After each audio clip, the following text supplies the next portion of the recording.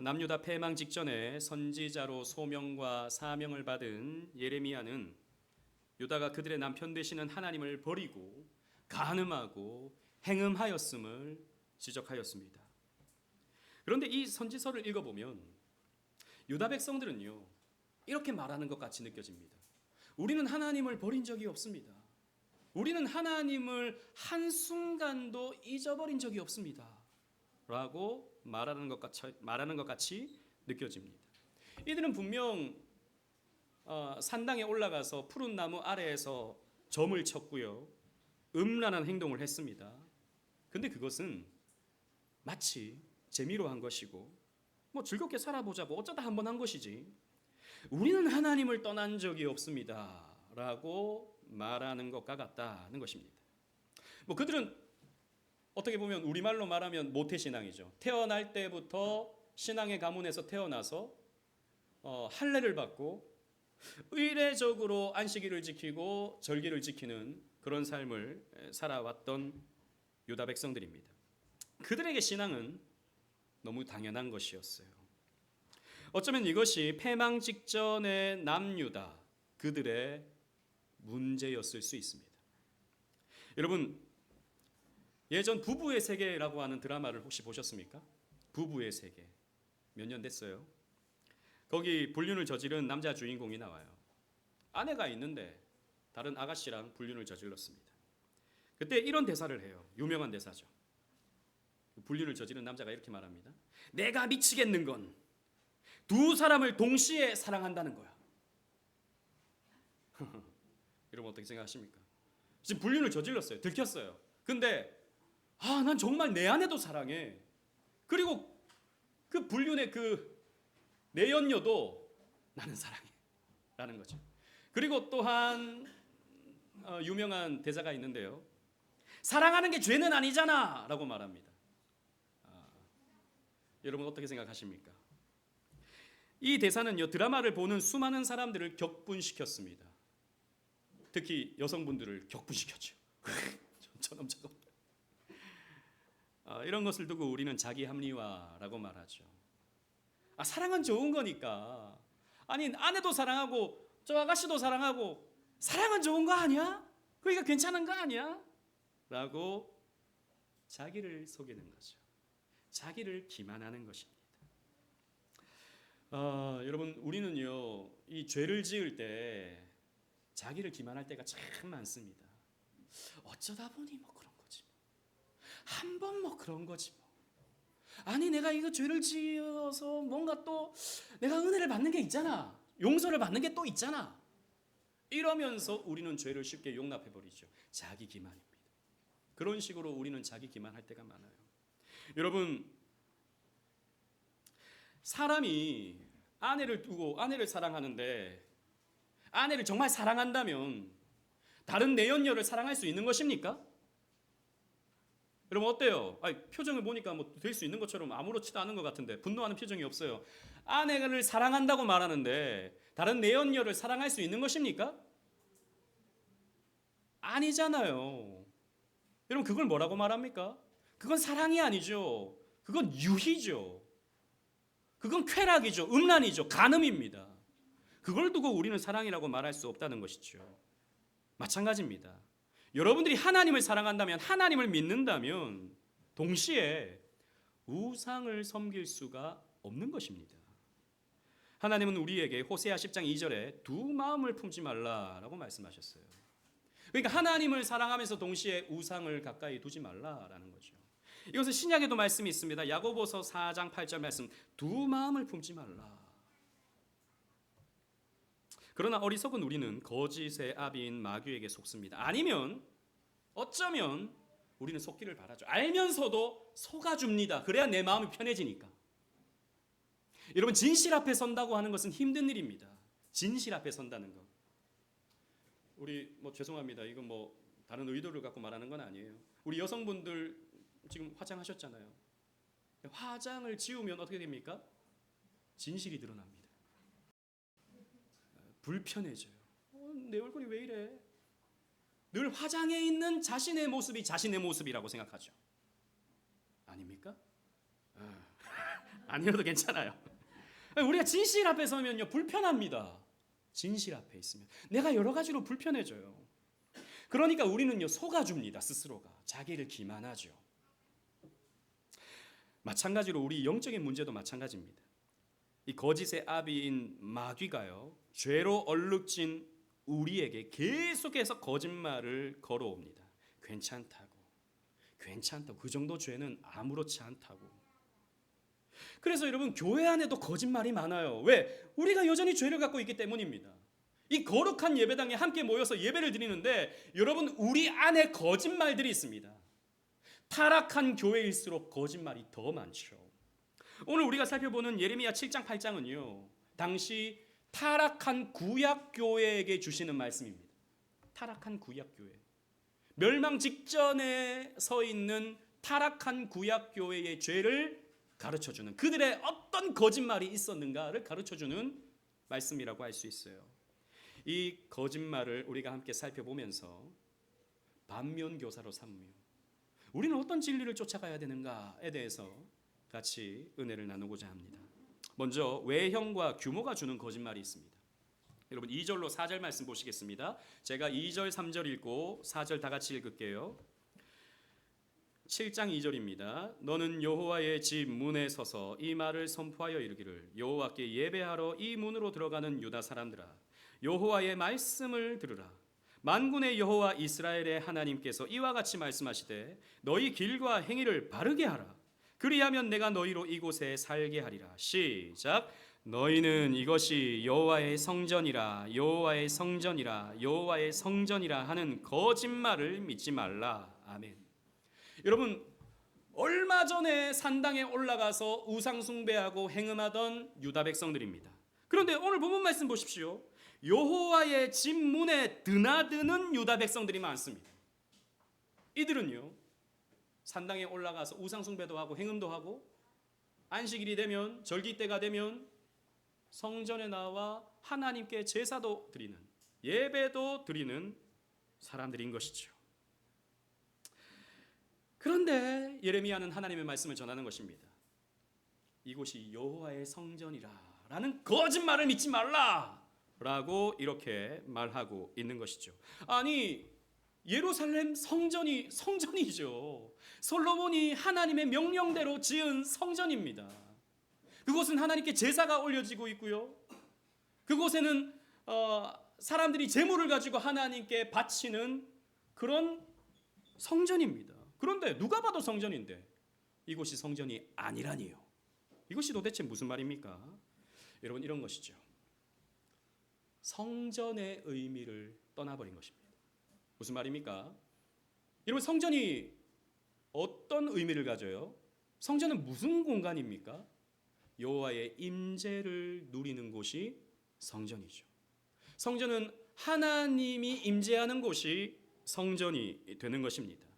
그런데 지금 이 두 마음을 가진 유다 백성들이 예배하러 나온 이 성전이 더 이상 성전의 기능을 하지 못한다라는 것이죠. 성전의 기능. 왜? 하나님은요 마음 없는 예배, 두 마음을 가진 사람들의 예배를 받지 않으시기 때문입니다. 거기에 임재하지 않으시기 때문이에요. 우리는 여기에서 두 가지의 예레미야의 지적을 생각해 볼 수 있습니다. 이 규모와 외형이 주는 거짓말인데 그 중에 첫째는 성전이라는 외형적 건물을 통해서 하나님을 만난다고 하는 것은 거짓입니다. 먼저 여러분 이 예루살렘 성전은 솔로몬이 지은 것으로 규모가 있고요, 보석이 박혀 있고요, 멀리서 보면 반짝반짝 빛나는 참 영롱한 그런 건물입니다. 예루살렘 시온산 산 위에 세워진 성전이기 때문에 이 성전으로 사람들이 막 절기 때 모일 때요, 사람들은 그 수많은 사람들의 행렬과 그 번쩍번쩍 빛나는 그 건물들을 보면서 어떤 신비감을 느끼고요, 어떤 영광스러움을 느끼는 것입니다. 그러면서 와, 하나님이 저기 계시지, 와, 우리는 하나님을 만나지 라고 사람들은 생각을 하는 것입니다. 여러분 그렇죠. 건물이 주는 위용이 있습니다. 건물이 주는 위용. 모이는 사람들의 규모가 사람들에게 위압감을 주는 것입니다. 여러분 우리나라 사람들은 참 큰 것을 좋아해요. 여러분 우리도 큰 거 좋아하지 않습니까? 예, 이름도 우리나라 이름도 대한민국입니다. 그죠? 그리고 한국이라는 말도 사실 순우리말이거든요. 이 한자에 없는 말입니다. 갖다 붙여서 이제 한자를 한 거지. 한이라는 말은 크다라는 뜻이에요. 한강, 큰 강이라는 말이죠. 대전에 한밭, 큰 밭이라는 말이죠. 근데 우리나라는요, 큰 걸 너무 좋아해가지고 한국인데 대한민국이에요. 큰 걸 좋아해요. 그리고 한강 이제 다리를 우리는 대부분 무슨 대교라고 붙이죠. 심지어는 동네에 있는 그 다리도요, 무슨 대교라고 돼 있어요. 불교에 여러분 절에 가잖아요. 그럼 제일 중심에 뭐가 있습니까? 대웅전이 있죠. 큰 거 좋아합니다. 큰 교회 가잖아요. 이 예배당이 여러 개인 그런 교회 가면 제일 큰 예배당을 뭐라고 말합니까? 대성전이라고 말하죠. 큰 걸 좋아합니다.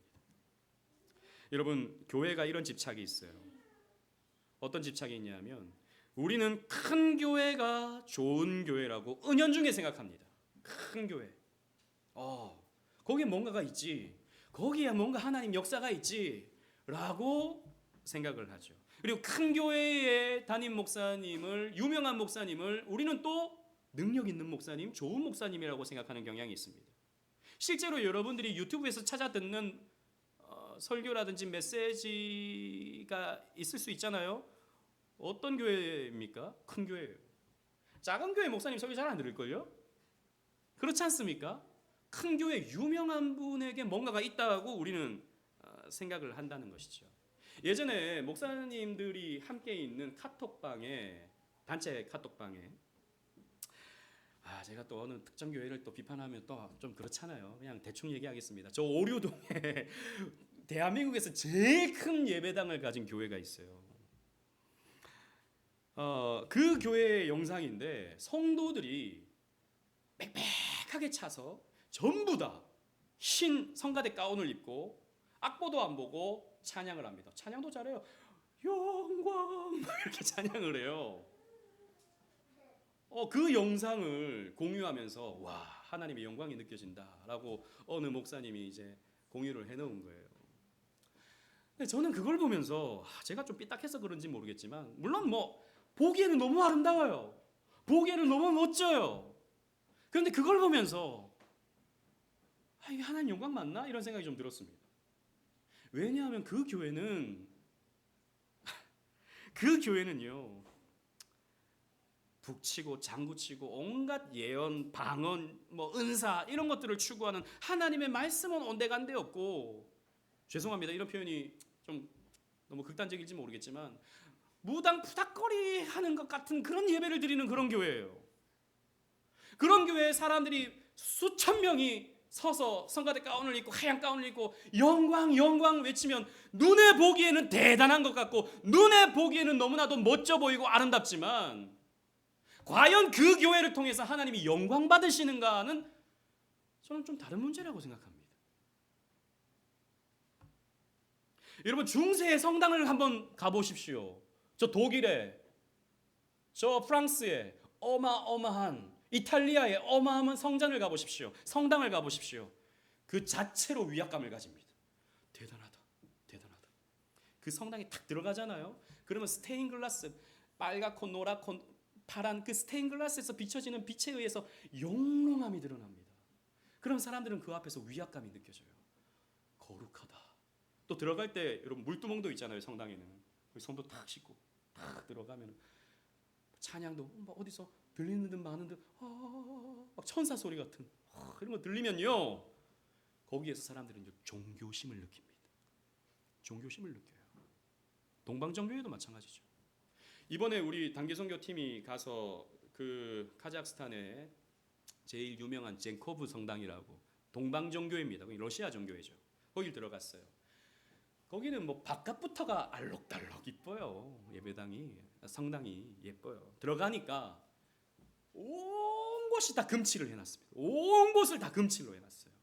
딱 들어가니까 실제로 성악가 몇 명이 노래를 부릅니다. 그지? 들었죠? 이런 노래를 부르고요. 사제들이 돌아다니면서 향을 피웁니다. 이렇게 거룩해져라, 거룩해져라, 거룩해져라. 향을 피웁니다. 그리고 촛불을 쫙 켜놓고요. 그리고 제가 보니까 저 안쪽에 지성소가 있는 것 같아요. 성당의 지성소. 사제만 다 들어갑니다. 그리고 벽에는 온갖 이콘들, 그러니까 성화들, 예수님 그림, 마리아 그림, 12사도들의 그림, 동방정교회 지도자들의 그림, 그런 것이 금테두리로 한 그림들이 빽빽하게 채워져 있습니다. 어떤 사람이 딱 들어와서, 러시아 사람이 딱 들어와서 그 앞에서 기도를 하고요. 어떤 사람은 절을 합니다. 마치 제사상에 절하는 것처럼 절을 해요. 우리 아이들이 그걸 보고 깜짝 놀라, 절을 하니까 막 놀래요. 그리고 저한테 막 말해요. 목사님 너무 무서워요. 너무 무서워요. 막 그러는 거예요. 아니, 누군가는 거기에서 거룩함을 느끼는데 누군가는 거기에서 무서움을 느낍니다. 왜 그렇습니까? 영이 다르기 때문이에요. 다른 영을 가졌기 때문입니다. 여러분, 칼빈 선생님은요, 종교개혁자 칼빈 선생님은 로마 가톨릭을 향해서 이렇게 말했습니다. 타락한 교회다. 건물로, 외형으로 사람들을 종교심을 부추기는 이런 교회는 타락한 교회다 라고 말했습니다. 그리고 동방정교회를 향해서는 칼빈은 이렇게 말했습니다. 병든 교회다. 이런 외형으로 속으면 안 됩니다. 규모로 속으면 안 돼요. 우리는 거기에 속습니다. 거기가 대단한 줄 알아요. 큰 교회고 유명하고 사람들이 많이 모이면 거기에 대단한 하나님의 역사가 있다고 생각합니다. 물론 있을 수 있어요. 그러나 그것만으로 하나님의 역사를 설명할 수 없다라는 것입니다. 혹은 반대로 요즘에는 그런 큰 교회의 여러 가지 타락한 모습들을 반대하면서 작은 교회를 주장하는 사람들이 있습니다. 우리는 건강하게 작은 교회지. 우리는 큰 교회와 다르지. 우리는 작게 가족과 같은 교회를 만들지. 라고 하면서 스스로 건강한 교회를 다닌다고 착각하는 사람이 있어요. 여러분, 작은 교회라고 다 건강합니까? 작은 교회라고 다 좋은 교회입니까? 그렇지도 않습니다. 특히 건강한 개혁주의 교회를 다닌다고, 내가 이 교회에서 교리를 배우고 교회사를 배우고 성경을 깊게 배운다고 내가 경건하고 내가 깊이 있는 성도라고 생각하는 사람도 적지 않아요. 그것도 외형이 주는 거짓말입니다. 껍데기입니다. 어떤 면에서 껍데기입니다. 개혁주의라고 하는 껍데기죠. 교만입니다. 자기를 기만하는 것입니다. 둘째로, 이 첫 번째 대지의 둘째로입니다. 외형과 규모가 주는 외형. 행위가 외형으로 드러나는 것이죠. 그러니까 이때 당시의 사람들은요, 성전에 드나들었습니다. 우상을 숭배하면서 동시에 성전을 드나들었다고요. 예루살렘 성전에. 그러면서 나는 하나님께 예배하는 사람이지 라고 생각을 했다는 것입니다. 여러분, 이것이 거짓말이다는 거예요. 기억하십시오. 예배를 참석하는 것과 예배를 드리는 것은 다른 문제입니다. 우리 어린이들, 우리 SFC 운동원들, 예배에 참석했다고 해서 내가 하나님께 예배했다고 착각하지 마십시오. 여러분들의 하나님을 만나야 돼요. 여러분들의 하나님을 예배해야 됩니다. 부모님 따라서 내가 옆에 앉아 있다고 해서 여러분 예배 드리는 것입니까? 아닙니다. 아니에요. 물론 목사님의 설교를 다 못 알아들을 수 있어요. 부분만 알아들을 수 있습니다. 그러나 그 시간만큼은 여러분들이 하나님을 만난다고 생각해야 되는 것입니다. 그런데 이때 당시 유다 사람들은 내가 성전에 가서 안식일에 절기 때 예배를 드렸으니까 나는 당연히 구원받은 사람이지라고 생각했습니다. 그게 아니라는 것이죠. 10절 말씀 보십시오. 7장 10절입니다. 다 같이 한번 읽어보겠습니다. 시작. 내 이름으로 일컬음을 받는 이 집에 들어와서 내 앞에서 서서 말하기를 우리가 구원을 얻었나이다 하느냐. 이는 이 모든 가증한 일을 행하려 함이로다. 아멘. 여러분, 이 말씀은 따가운 말씀입니다. 이 하나님의 성전, 여호와의 성전이라고 하는 이곳에 와서 너희들이 우리는 예배를 드렸으니 구원받았다라고 말하느냐, 이것은 가증한 일이다. 하나님 이렇게 말씀하시는 거예요. 이게 진실입니다. 그런데 우리는 쉽게 말하죠. 오늘 예배 참석했으니까 예배 잘 드리셨네요. 잘 앉아 있었으니까 예배 잘 드리셨네요. 물론 잘 앉아 있는 거 귀한 것입니다. 잘 참석하는 거 너무 소중한 일입니다. 그러나 여러분들은 두 마음을 품지 말아야 되고 오직 하나님만 바라보면서 그 하나님의 인재 속에서 예배를 드려야 되는 것입니다. 그런데 오늘날 수많은 사람들이 거짓 확신을 갖습니다. 왜? 교회가 거짓 확신을 심어주니까. 예배 잘 드렸으니까 당신들은 구원받은 사람입니다. 찬송 잘 불렀으니까 당신들은 구원이 이루어졌습니다 라고 말해버리는 것이죠. 아니, 하나님을 사랑하지도 않는데, 믿음의 순종의 열매가 없는데 어떻게 구원을 확신하십니까? 여러분, 순종은 구원의 조건이 아닙니다. 우리는 오직 은혜로, 오직 믿음으로 구원받죠. 순종은 구원의 조건이 될 수 없습니다. 그러나 구원의 열매죠. 구원의 결과입니다. 그런데 그 순종의 열매가 없는데, 아니 믿는 자로서 삶에 드러나는 흔적이 없는데 어떻게 구원을 확신하십니까? 우리 진짜 자녀들 잘 살펴봐야 돼요. 우리 SMC 운동원들 자신에게 질문해 봐야 됩니다. 나는 어떤 열매를 맺고 있나? 나는 학교에서, 가정에서 어떤 신앙의 열매를 맺고 있나를 생각해 봐야 돼요. 여기에 앉아 있는 것으로 나는 구원받았다라고 생각하지 말라는 것입니다. 오늘날 우리는 구원이 너무 쉬운 것이라고 생각합니다. 은혜로 받으니까. 죄를 지어도 난 용서받으니까. 오직 믿음으로, 행위가 아니라 믿음으로 구원받으니까. 여러분, 그런데 오직 믿음, 오직 은혜로 구원받는다는 말은 쉽게 구원받는다는 말은 아닙니다.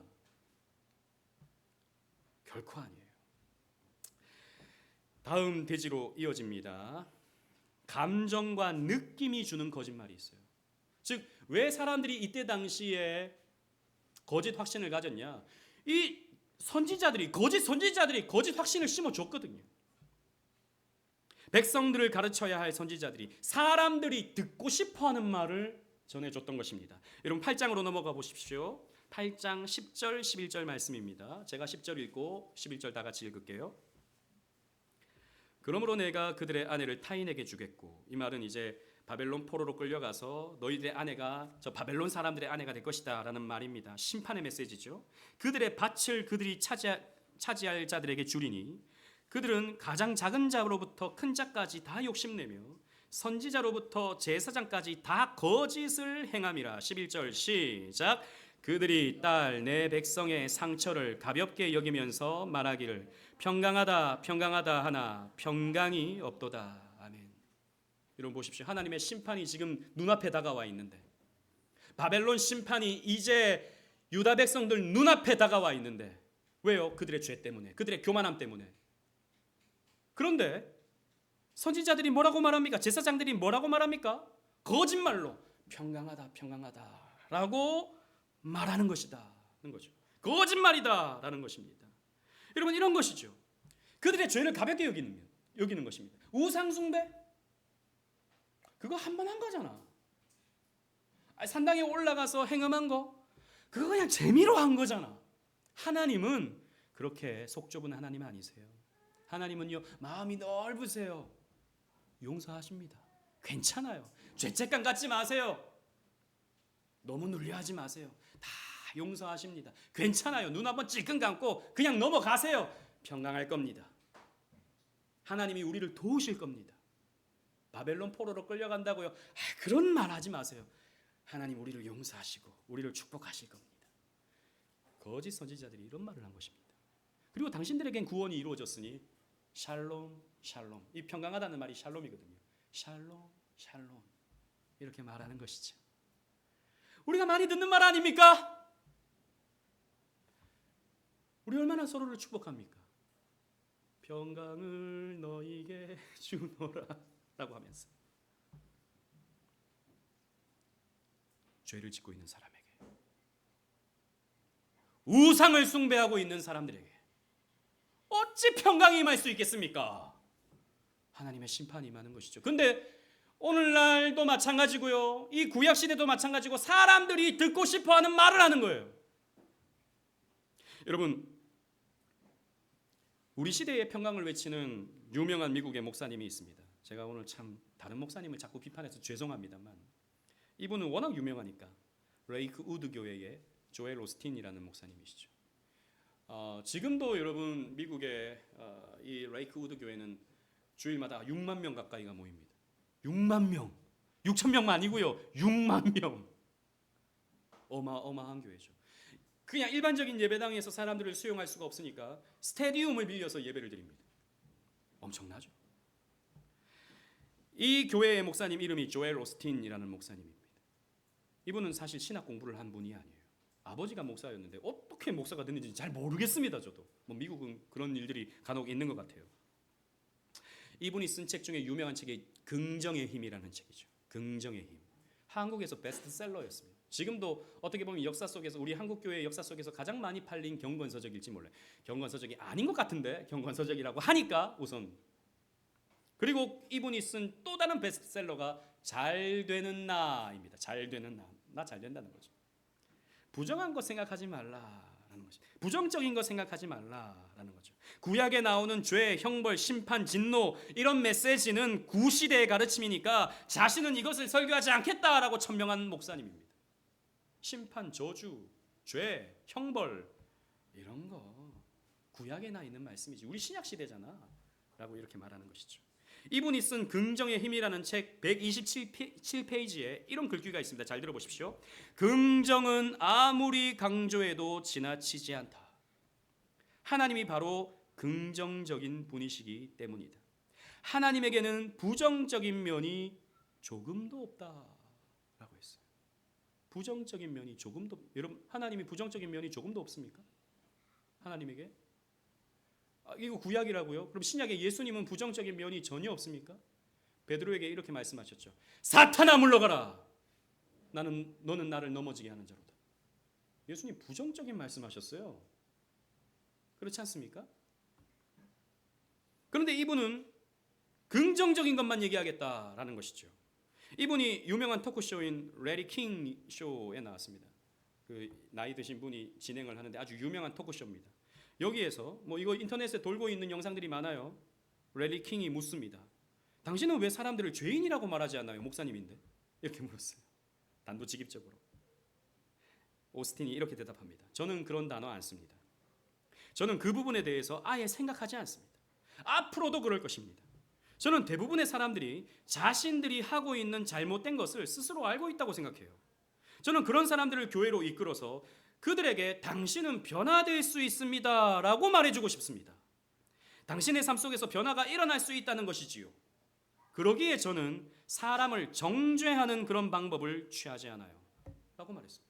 죄인, 심판, 형벌 이런 걸 말하지 않겠다는 거죠. 사람들은 자기 잘못을 다 알기 때문에 교회 와서 좋은 말씀 들으면 얼마든지 변할 수 있다 라고 말하는 거죠. 그런데 보십시오. 그럼 그 사람들은 왜 교회에 나오는 것입니까? 그 사람들은 왜 교회에 나오는 것입니까? 죄인이 교회에 나오는 이유는 죄 용서받기 위해서죠. 그죠? 우리가 구원을 받아야 된다라고 하는 이유는 나에게 심판이 주어질 수 있기 때문입니다. 그래서 죄 용서를 받기 위해서 우리는 누가 필요한 것입니까? 예수 그리스도가 필요한 것이죠. 적어도 레이크 우드 교회에서 이런 설교가 이루어진다면 그 교회는 예수가 필요 없는 교회입니다. 예수가 필요가 없어져요. 왜? 나를 형벌로부터 심판으로부터 구원해 주는 예수가 존재하지 않기 때문입니다. 형벌도 없고 심판도 없다면. 여러분, 죄, 형벌, 진노, 심판이 있어야 우리의 구원주 예수 그리스도가 필요한 것이죠. 몇몇 분들이 우리 교회 설교가 어렵다고 말합니다.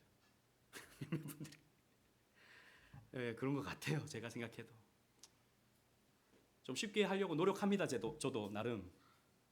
우리 SFC 운동원들 제가 쉽게 하려고 노력한다고요.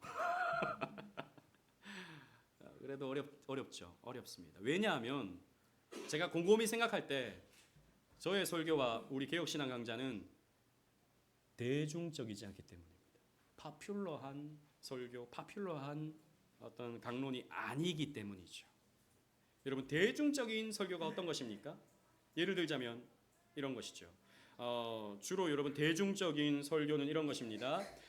아주 감동적인 예화가 주를 이루는 것이죠. 그리고 여러분들이 동기부여 받을 수 있는 메시지들을 딱딱 던져주는 겁니다. 여러분들이 직장 생활하면서 이런저런 힘든 일이 있을 수 있죠. 그럴 때 사람들과 이런 어떤 마찰과 이런 문제들이 있을 수 있죠. 그럴 때 이렇게 한번 해보십시오. 첫째, 너그러운 마음을 가지세요. 두 번째, 뭐 어떻게 하세요. 세 번째, 어떻게 하세요. 적용이 딱딱딱 되는 거.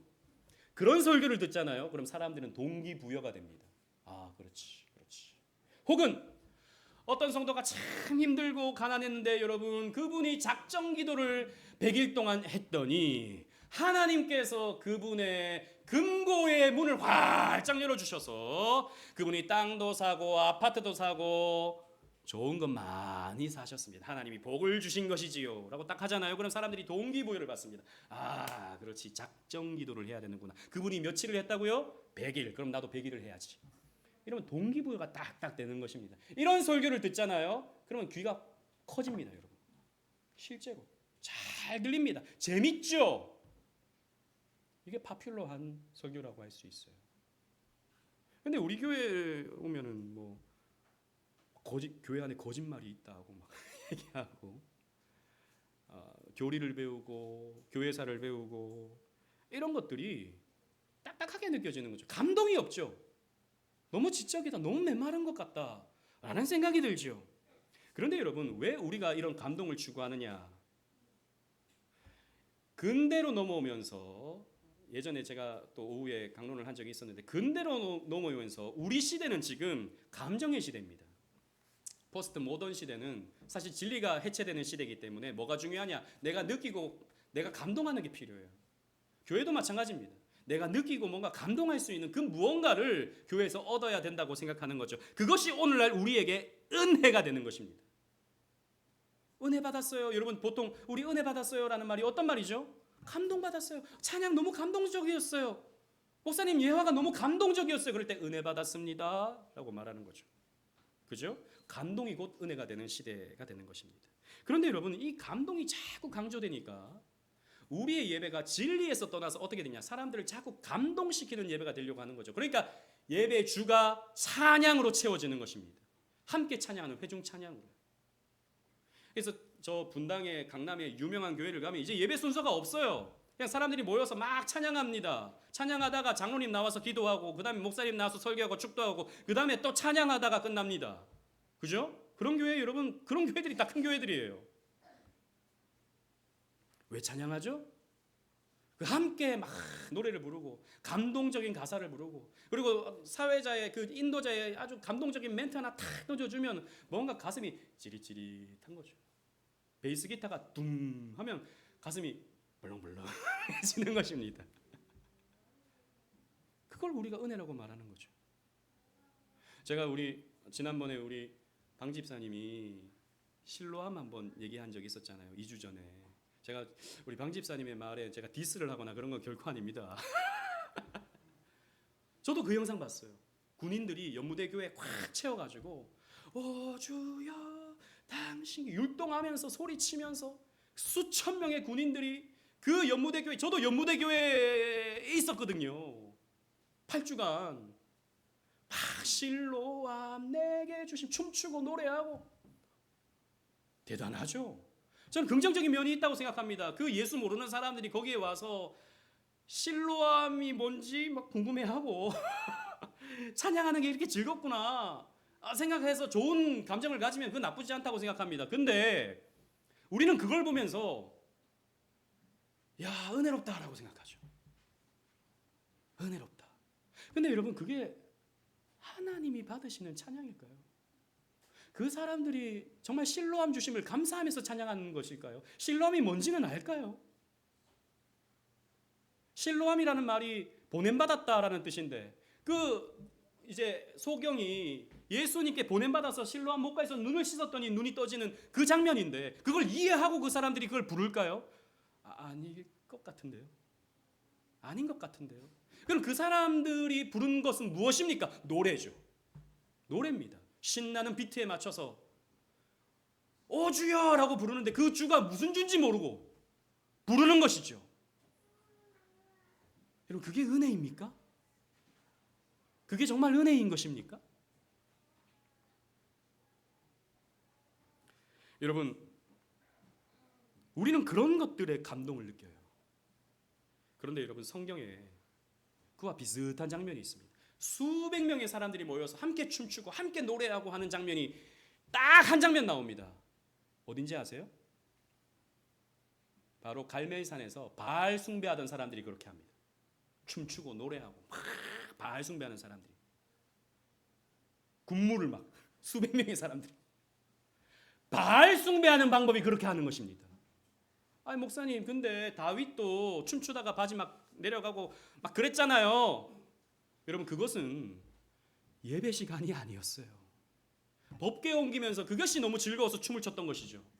예배 시간이 아니었던 것입니다. 그런데 오늘날 예배는 춤추고 노래하는 게 예배라고 생각해요. 그걸 은혜라고 생각하죠. 감정이 곧 은혜라고 생각하는 겁니다. 느낌, 내 가슴에 찡한 그 무엇, 그것을 은혜라고 생각하면서 우리는요, 착각을 합니다. 속습니다. 그런 교회가 은혜로운 교회라고 생각하고, 우리 교회 같은 이런 교회는 너무 냉랭한 교회라고 생각하는 것이죠. 여러분, 정말 그런 감정의 폭발이 일어나는 곳이 어딘지 아십니까? 감정의 폭발이 일어나는 곳, 제가 요즘에 또 유튜브를 종종 보니까 싸이의 흠뻑쇼 이런 거 보니까 와, 대단하던데요. 싸이 여러분 아시죠? 모르십니까? 모르는 척 하시는가? 그 물이 팍 튀면요, 사람들이 일사불란하게 점프를 합니다. 저는 하나의 광신도의 모습들이 아닌가. 사람들이 교회 와서 요즘에 안 하니까 거기 가서 다 광란의 파티를 벌이고 있는. 요즘에 교회들도 그렇게 잘 안 하잖아요. 거기 가서 다 하고 있는. 여러분, 그게 은혜로운 것입니까? 그 사람들은요, 벅차요. 실제로 그런 데서 막 그 불꽃이 막 터지고요, 물이 막 쏟아지고요, 엄청난 대형 스크린에서 어떤 빨갛고 노랗고 영상들이 나오고 조명이 막 지나가고요, 그리고 엄청난 비트에 막 음악이 막 사람들에게 터져 나오고요. 그러면요, 사람들은 뭔가 느낍니다. 실제로 뭔가 느껴요. 이야, 너무 재밌어, 너무 즐거워. 그것과 교회 안에서 오 주여 당신께 하는 것과 다르지 않습니다. 그런데 사람들은 그걸 은혜라고 말한다는 것이죠. 여러분, 감정이라고 하는 것은 변하는 것입니다. 여러분들이 교회에서 은혜 받는 것을 감정이라고 생각할 때 여러분들은 어떻게 되냐? 아, 나는 메말랐어라고 생각합니다. 실제로 우리 교회도 몇몇 분들이 저는 그렇게 얘기하는 걸 들었습니다. 목사님, 제가 요즘 메말랐어요. 너무 감정의 동요, 이런 하나님 사랑하는 걸 잘 못 느끼겠어요. 못 느끼죠? 왜요? 시간이 지났으니까. 여러분, 처음에 연애할 때는요, 막 하트가 눈에서 뿅뿅뿅뿅 납니다. 그렇죠? 우리 창기 형제 오늘 이제 그 신부 교회에서 예배를 드리는데 눈에서 뿅뿅뿅뿅 날 거예요. 근데 이 설교를 안 들어야 되는데 그 친구가 300일 지나잖아요. 뿅뿅뿅이 안 나와요. 뿅뿅뿅이 안 나와요. 그럼 어떻게 생각합니까? 아, 난 우리는 안 사랑한다. 우리는 서로 사랑하지 않는 것 같아. 물론 창기 형제가 그런다는 건 아닙니다. 감정을 사랑이라고 생각해버리면 그렇게 돼버리는 것이죠. 감정을 은혜라고 생각해버리면 우리의 신앙은 늘 메마릅니다. 늘 메말라요. 여러분, 그런 찬양 집회하는 그런 교회 3년 다녀보십시오. 그 다음 이제는 또 그저 그래요. 또 그것도 그저 그럽니다.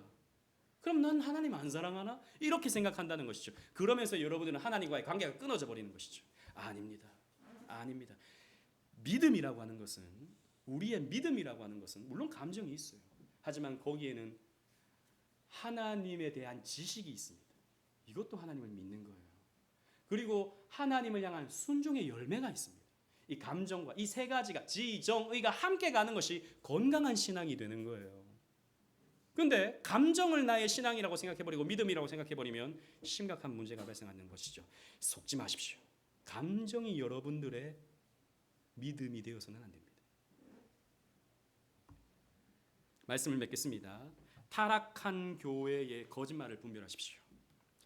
거짓의 아비 마귀는 자신을 위장합니다. 고린도후서 11장 14절, 우리 주보를 보고 다 같이 읽겠습니다. 시작. 이것은 이상한 일이 아니니라. 사탄도 자기를 광명의 천사로 가장하나니. 마귀가 어떻게 나타납니까? 천사로 나타나요. 여러분, 교회 안에 마귀가 있습니다. 교회 안에 마귀가 있어요. 아니, 목사님, 교회에 하나님이 계시잖아요. 그러나 여러분, 교회에서 하나님이 임재하시지만 그러나 마귀가 우리 주변을 걸작걸작거리면서 우리를 미혹하죠. 거짓으로, 외형으로, 거짓 감정으로 우리를 진리 밖으로 끌어냅니다. 그래서 여호와의 성전이라, 여호와의 성, 너희들 여호와의 성전에 있으니 괜찮은 거야 라고 우리를 착각하게 만들죠. 그리고 지금 당장 거짓말로 평안한 이 감정을 통해서 하나님께 회개하지 못하게 만들죠. 지금 나는 괜찮으니까. 여러분, 분별하셔야 됩니다. 여기가 성전인지 아닌지,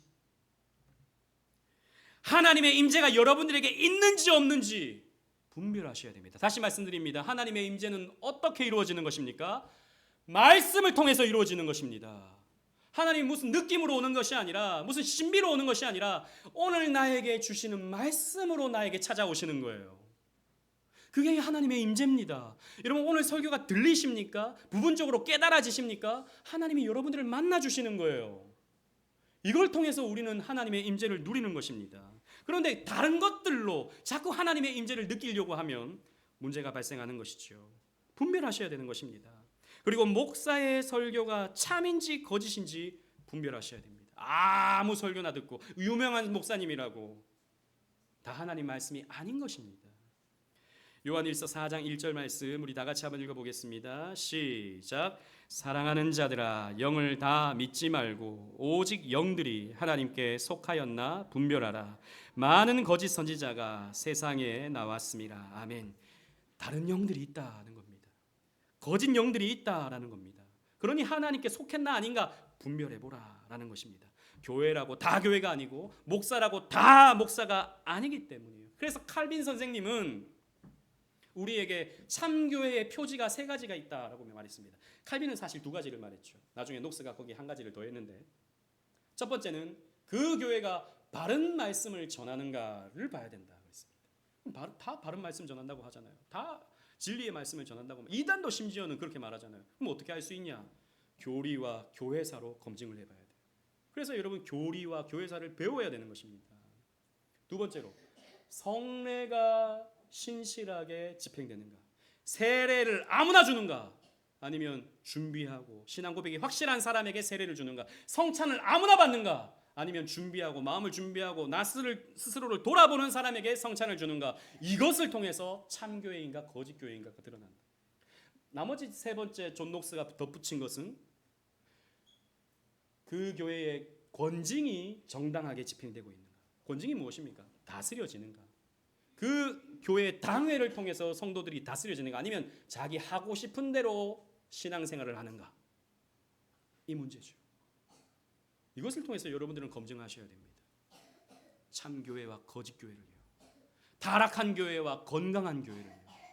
큰 교회라고 착각하지 마시고, 작은 교회라고, 개혁주의 교회라고 착각하지 마시고, 하나님께서 주신 이 진리의 잣대로 참 진리를 분별해내는 저와 여러분들 되시기를 주님 이름으로 축원합니다. 아멘.